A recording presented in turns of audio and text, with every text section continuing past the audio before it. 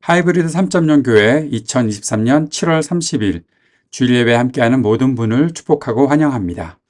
오늘도 모든 시간과 공간을 초월하시는 우리 주님께서 우리와 함께 하심을 믿고 그 믿음으로 주님을 온전히 예배하는 영과 진리로 주님 앞에 서는 우리 모든 예배자가 될 수 있기를 바랍니다. 이제 말씀 위에 우리의 믿음을 세우고 예배의 자리로 나아갑시다. 히브리서 12장 1절에서 3절, 28절 말씀을 함께 읽겠습니다. 그러므로 이렇게 구름대와 같이 수많은 증인이 우리를 둘러싸고 있으니 우리도 갖가지 무거운 짐과 얽매는 죄를 벗어버리고 우리 앞에 놓인 다름질을 참으면서 달려갑시다. 믿음의 창시자요 완성자이신 예수를 바라봅시다. 그는 자기 앞에 놓여있는 기쁨을 내다보고서 부끄러움을 마음에 두지 않으시고 십자가를 참으셨습니다. 그리하여 그는 하나님의 보좌 오른쪽에 앉으셨습니다. 자기에 대한 죄인들의 이러한 반항을 참아내신 분을 생각하십시오. 그리하면 여러분은 낙심하여 지치는 일이 없을 것입니다. 그러므로 우리는 흔들리지 않는 나라를 받으니 감사를 드립시다. 그리하여 경건함과 두려움으로 하나님이 기뻐하시도록 그를 섬깁시다. 아멘. 주님께서 가르쳐 주신 기도를 함께 드리겠습니다. 하늘에 계신 우리 아버지여, 이름이 거룩히 여김을 받으시오며 나라가 임하시오며 뜻이 하늘에서 이루어진 것 같이 땅에서도 이루어지이다. 오늘 우리에게 일용할 양식을 주시옵고 우리가 우리에게 죄 지은 자를 사하여 준 것 같이 우리 죄를 사하여 주시옵고 우리를 시험에 들게 하지 마시옵고 다만 악에서 구하시옵소서. 나라와 권세와 영광이 아버지께 영원히 있사옵나이다. 아멘.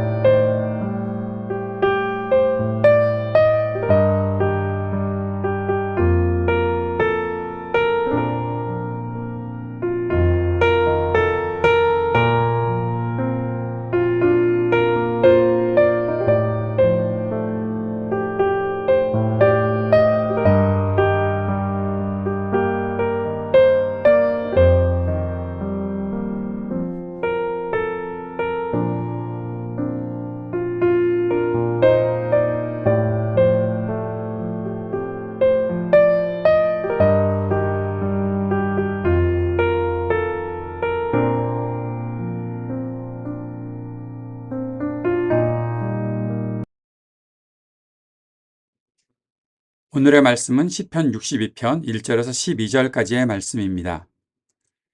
내 영혼이 잠잠히 하나님만을 기다림은 나의 구원이 그에게서만 나오기 때문이다.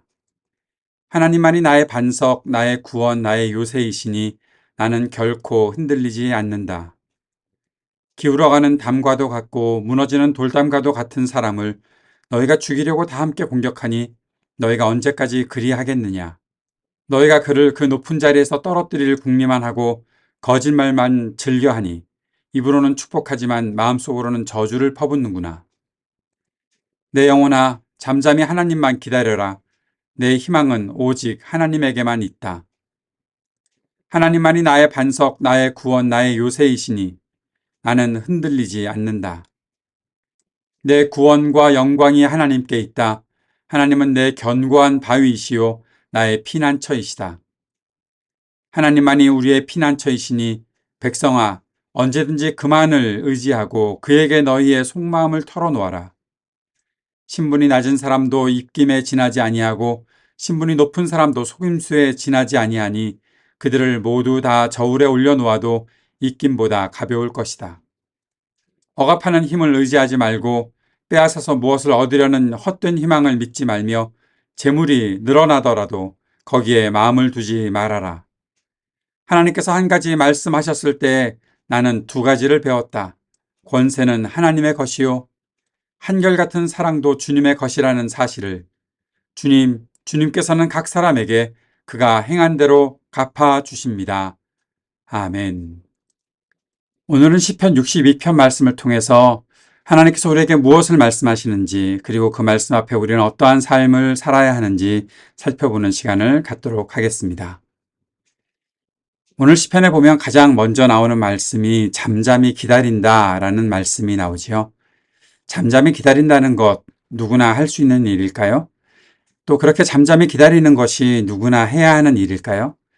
그런 생각을 하면서 오늘 이 말씀을 묵상하고 함께 나누어 보고자 합니다. 1절 말씀 다시 한번 읽어보겠습니다. 내 영혼이 잠잠히 하나님만을 기다림은 나의 구원이 그에게서만 나오기 때문이다. 사람에게는 누구나 자신을 표현할 수 있는 다양한 방법들이 있지요. 그런데 그 다양한 방법을 가지고서 내가 누군가에게 나를 나타내야 되겠는데 그것이 태어날 때부터 사람들이 했던 일들인데 특별히 내가 아프거나 내가 또는 어려움에 빠졌거나 아니면 반대로 좀 즐거운 일을 겪었거나 기뻐하는 마음이 있을 때 그것을 누군가에게 내 자신을 드러내 놓을 수 있는 어떠한 방법을 쓰더라도 그것을 어떻게든 나타낼 수 있는 길이 있어야 우리가 좀 살만하지 않겠습니까? 그런데 시인 다윗은 오늘 우리들에게 잠잠히 기다려라 라고 그렇게 말하고 있습니다. 사실 잠잠하다라는 말의 뜻은 휴식이라는 말이 포함되어 있습니다. 휴식이라는 뜻이 포함되어 있는 거죠. 그래서 우리가 이 구절을 보면서 내가 어느 정도 편안한 상태, 그래서 고요한 상태에 이르렀을 때 이 찬양, 이 시편의 구절을 암송하거나 또 노래하거나 하면 참 좋겠다. 나의 영혼이 잠잠히 하나님만 바라며 내가 이만큼 고요하고 편안한 삶을 살고 있다는 그러한 뜻으로 그러한 표현을 할 수 있으면 좋겠다라고 생각할 수도 있습니다. 그런데 오늘 우리가 늘 그래왔던 것처럼 다윗의 삶은 그렇게 편안한 상태가 아니라는 것을 알 수 있지요. 3절과 4절 말씀 보겠습니다. 기울어가는 담과도 같고 무너지는 돌담과도 같은 사람을 너희가 죽이려고 다 함께 공격하니 너희가 언제까지 그리하겠느냐. 너희가 그를 그 높은 자리에서 떨어뜨릴 궁리만 하고 거짓말만 즐겨하니 입으로는 축복하지만 마음속으로는 저주를 퍼붓는구나. 누가 무너진다는 얘기일까요? 누가 기울어가는 담과 같다는 말일까요? 다윗 자신이 아닐까 생각을 합니다. 그를 그 높은 자리에서 떨어뜨릴 궁리만 하고 즉 기름 부음을 받고 왕위를 가지고서 그 하나님께서 맡겨주신 책임을 다 하려고 하고 있는 다윗을 누군가가 무너뜨리려고 한다는 것이죠. 기름 부음 받고 하나님께서 세우려고 하는 사람을 쫓아다니며 죽이려고 했던 사울과 또 그의 통치 과정에 있었던 아들들의 반란들, 여러 사람들의 그런 다윗에 대한 공격들, 그런 것들을 겪고 있었던 다윗이 지금 이렇게 말하고 있는 거죠. 나의 삶은 기울어가는 담과도 같다. 무너지는 돌담과도 같다. 그런데 그렇게 위기에 처해 있는 사람을 너희들이 다 함께 공격하는구나. 언제나 거짓말을 하고 언제나 그 궁리만 나를 무너뜨리려는 궁리만 하는구나. 마음속으로 저주를 퍼붓는구나. 겉으로는 앞에서 뭐 축복하고 송축하고 하는 그런 일들을 하는 것 같지만 너희들 안 그런 거 내가 다 알아. 그렇게 다윗이 말하고 있는 겁니다. 쉽지 않은 상황을 살고 있는 것이 다윗의 모습이었지요. 곧 무너질 것 같은 자신의 약함이 느껴지는데 그런 자신을 또 공격하려는 사람들이 달려들 때에 그러한 상황에서 할 수 있는 말이 무엇일까?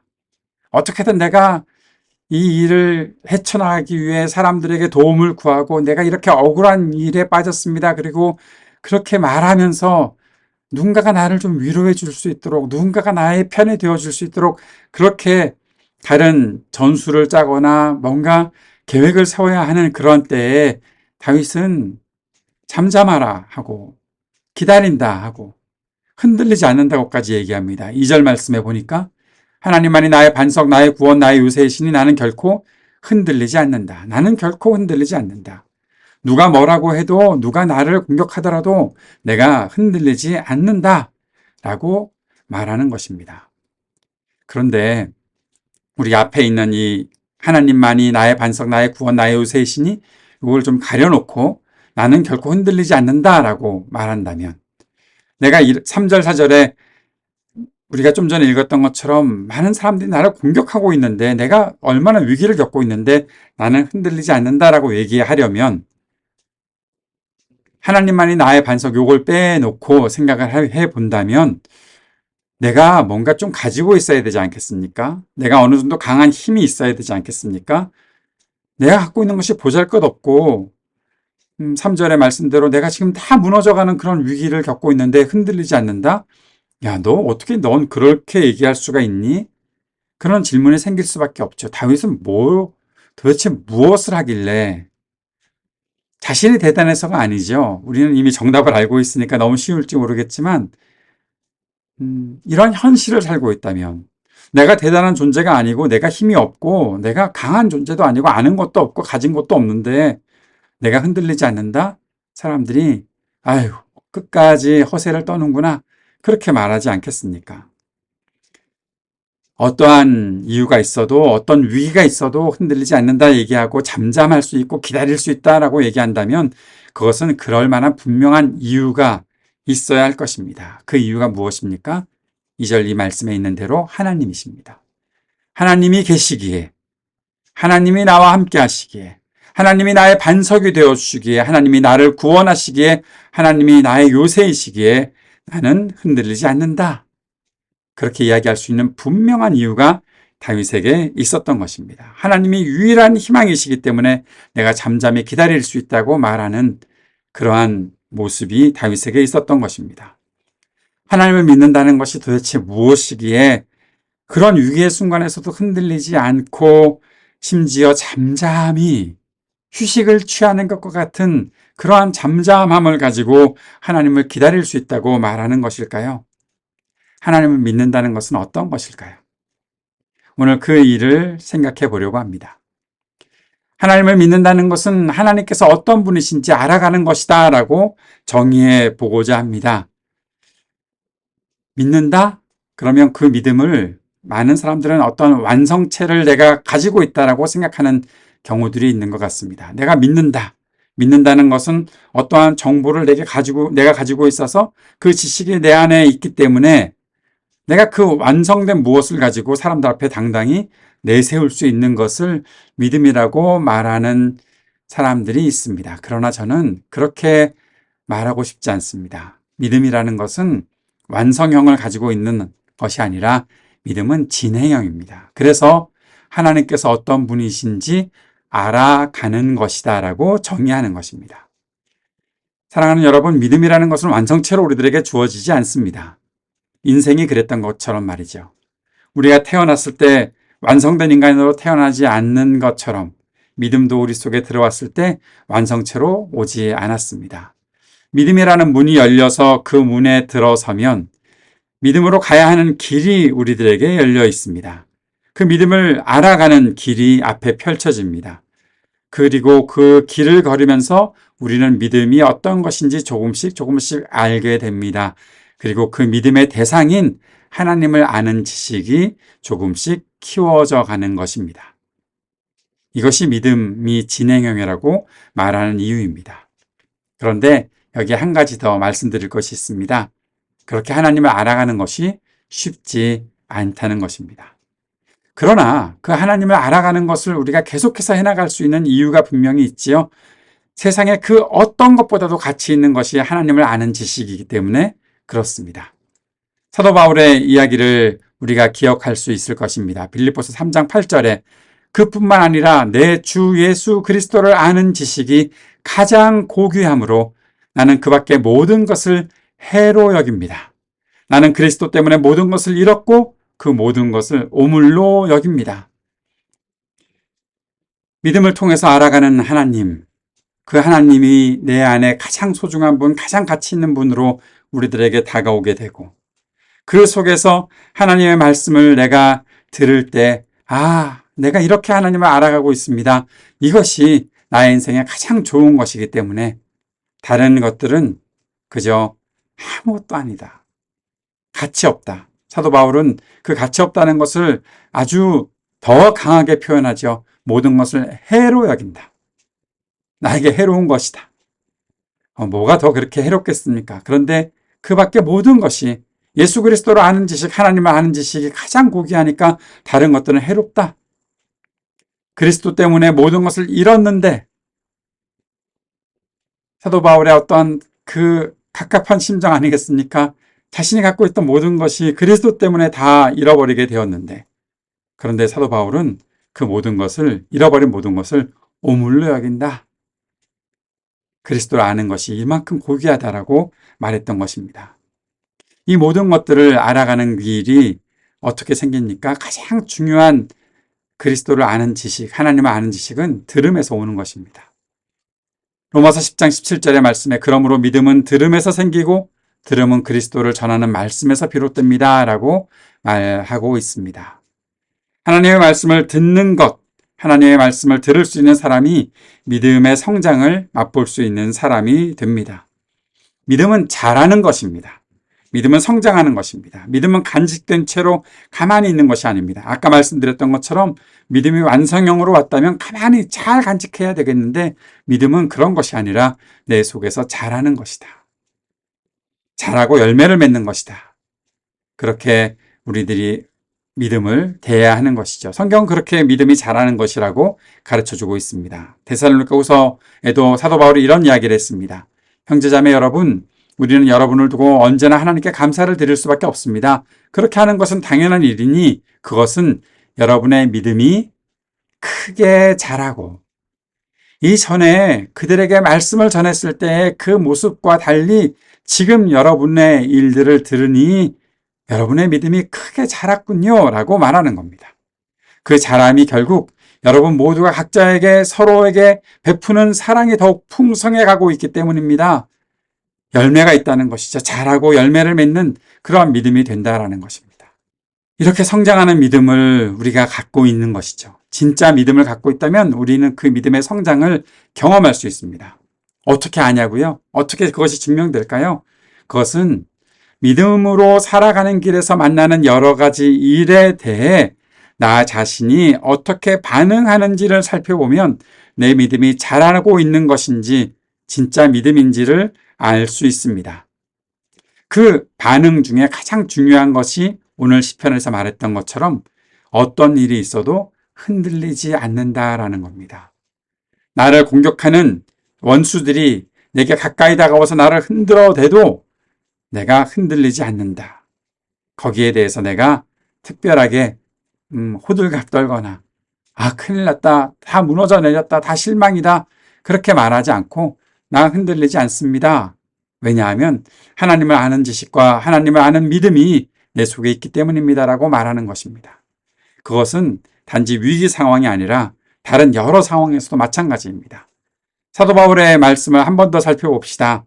빌립보서 4장 12절 말씀에 나는 비천하게 살 줄도 알고 풍족하게 살 줄도 압니다. 배부르거나 굶주리거나 풍족하거나 궁핍하거나 그 어떤 경우에도 적응할 수 있는 비결을 배웠습니다. 그래서 내게 능력 주시는 자 안에서 내가 모든 것을 할 수 있다라는 말을 하는 것입니다. 내가 그만큼 큰 능력을 가졌다, 그것을 강조하기 위해서가 아니라 어떻게 살고 있더라도 내 상황이, 내 현실이, 내 인생이 어떠한 굴곡을 겪는다 하더라도 높이 올라갈 때에도, 아주 낮은 데 처할 때에도, 넘어졌을 때에도 어떠한 경우라도 나는 흔들리지 않습니다라고 말하는 것, 그것이 사도 바울의 믿음의 고백이지요. 삶에서 만나는 환경은 이렇게 다양할 수 있지요. 수많은 다양한 사람들이 있고 그 사람들과 내게 관계하며 살다 보니 내가 살아가는 길이 평탄하지만은 않을 것이다 라는 건 누구나 예상할 수 있습니다. 그러나 어떤 사람을 만나더라도, 어떤 상황이 발생하더라도 나는 괜찮습니다. 나는 흔들리지 않습니다. 나는 견고합니다. 나에게 견고한 믿음이 있습니다. 견고한 삶이 있습니다. 그러한 것을 경험하게 되는 것이 하나님을 아는 지식을 가지고 그 아는 지식이 점점 자라나가는 그러한 믿음을 갖고 살아가는 삶의 모습이라는 것입니다.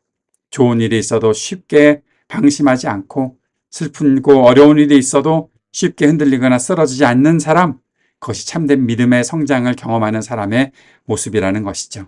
오늘 시편에서도 똑같이 말씀하고 있습니다. 10절에 억압하는 힘을 의지하지 말고 빼앗아서 무엇을 얻으려는 헛된 희망을 믿지 말며 재물이 늘어나더라도 거기에 마음을 두지 말아라. 위기를 만났을 때, 나를 어렵게 만드는 원수들을 만났을 때 자칫 우리의 마음이 흔들리면 헛된 희망을 갖게 됩니다. 저 사람한테 내가 편이 되어줘야 되나? 나를 억압하고 나를 괴롭히는 사람에게 내가 그냥 그래, 너 다 가져라. 그런 식으로 편이 되어주고 그러면 내가 흔들리지 않으려나?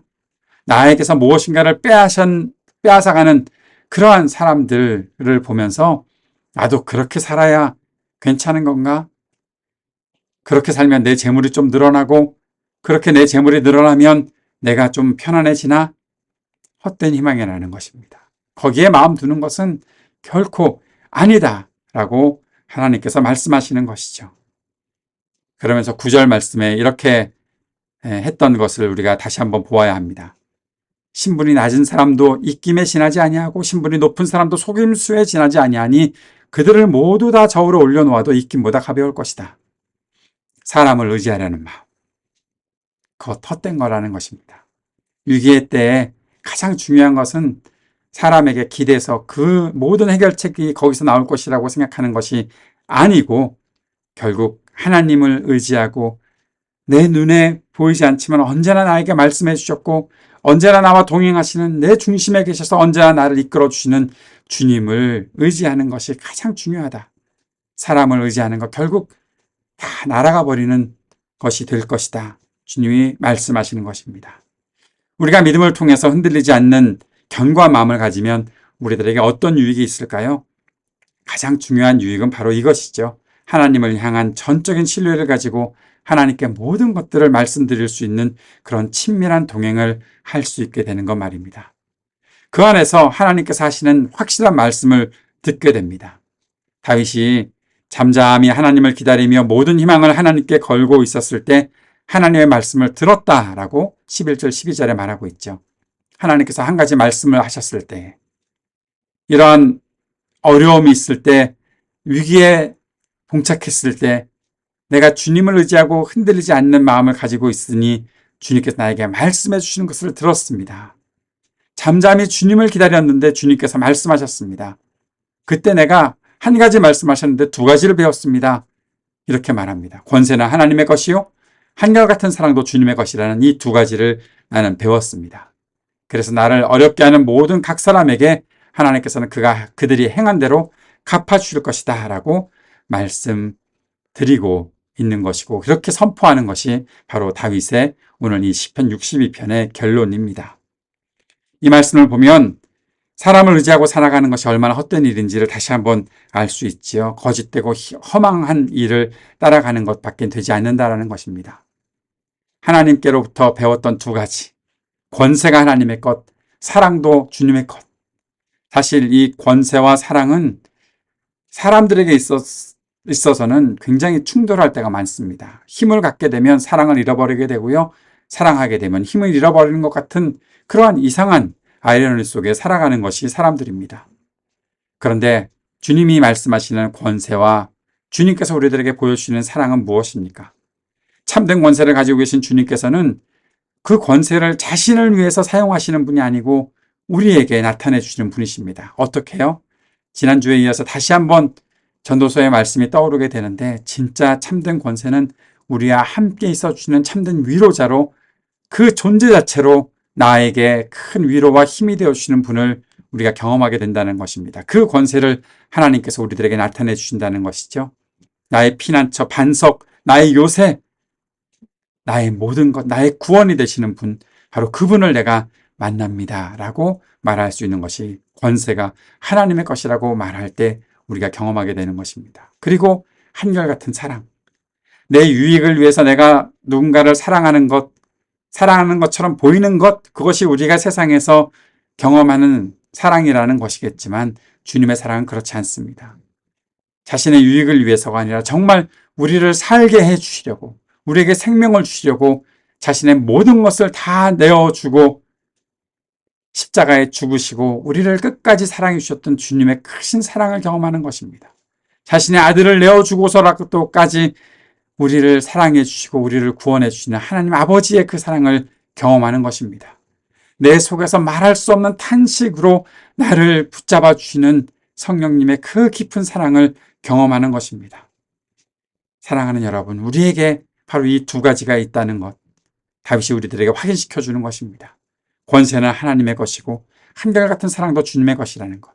이 두 가지를 모두 다 가지고 계시고 모두 다 나타내 주시는 주님을 우리가 의지하기 때문에 우리는 주님 안에서 흔들리지 않고 잠잠히 주님을 기다릴 수 있다는 것이죠. 기울어지는 담같이 언제 무너질지 모르는 상황이 우리의 현실일 수 있습니다. 수많은 원수가 그 힘든 우리들을 공격하고 결국 우리를 무너뜨리려고 하는 그런 상황을 경험하는 것이 지금 우리가 겪는 현실일 수도 있습니다. 그러나 하나님의 말씀을 알아들을 수 있는 사람, 한마디 말씀을 하시는데 그 안에 있는 깊은 뜻을 모두 다 알 수 있는 그런 사람이 된다면 우리는 흔들리지 않는 믿음으로 살게 되는 것입니다. 한 가지만 더 말씀드리려고 합니다. 이러한 믿음, 이러한 견고함이 기적처럼 우리들에게 일어나는 것일까요? 그랬으면 좋겠습니다. 아무것도 하지 않고 가만히 있는데 갑자기 어느 날 나에게 큰 견고한 믿음이 기적처럼 생겨서 위기를 다 돌파해낼 수 있는 그런 일이 저와 여러분에게 있었으면 좋겠습니다. 그러나 성경이 우리들에게 가르쳐 주시는 이 견고한 믿음의 원리는 날마다 하나님의 말씀을 듣고 그 말씀을 통해 하나님과 더욱 친밀해질 때에 나올 수 있는 것이다. 그것이 우리들에게 가르쳐 주시는 하나님의 말씀입니다. 사랑하는 여러분, 그렇게 오늘도 또 내일도 우리의 인생 주어지는 날을 매일매일 살아가는 동안 우리가 그 말씀을 들을 수 있기를 바랍니다. 그래서 다윗처럼 하나님의 한마디만 말씀하셔도 그 속에 있는 두 가지, 우리는 세 가지, 네 가지, 10가지라도 깨달을 수 있는 그러한 지혜가 있게 되고, 그리고 주님과 그렇게 친밀해질 수 있는 우리가 될 수 있었으면 좋겠습니다. 그렇게 되면 우리는 흔들리지 않는 믿음 속에 잠잠히 오늘도 주님을 내가 기다립니다 라고 말할 수 있을 것입니다. 이러한 믿음의 복이 여러분 모두에게 있기를 간절한 마음으로 축복합니다. 하나님 아버지, 오늘 주신 말씀을 붙잡고 날마다 주님의 말씀과 동행하며 그렇게 우리가 믿음이 성장하고 그렇게 주님의 은혜를 누리며 살아가는 복된 삶 살아갈 수 있도록 잠잠히 주님을 바라보는 우리가 되도록 인도해 주옵소서. 예수님 이름으로 기도드립니다. 아멘.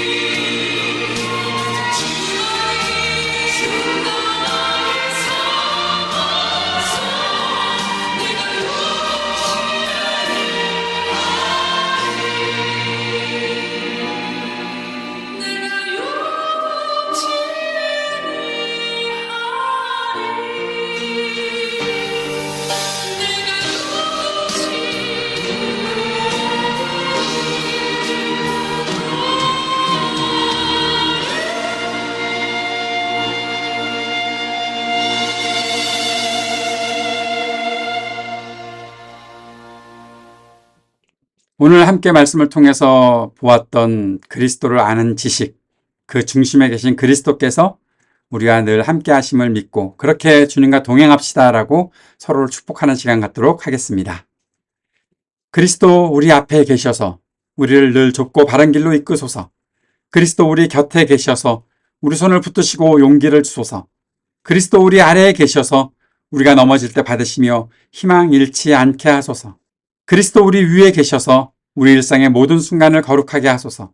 그리스도 우리 안에 계셔서 우리가 그리스도의 열매를 맺게 하소서. 성삼위 하나님 항상 우리와 함께 처음과 같이 지금도 그리고 영원히. 아멘. 오늘도 예배 함께 하신 모든 분을 다시 한번 축복합니다.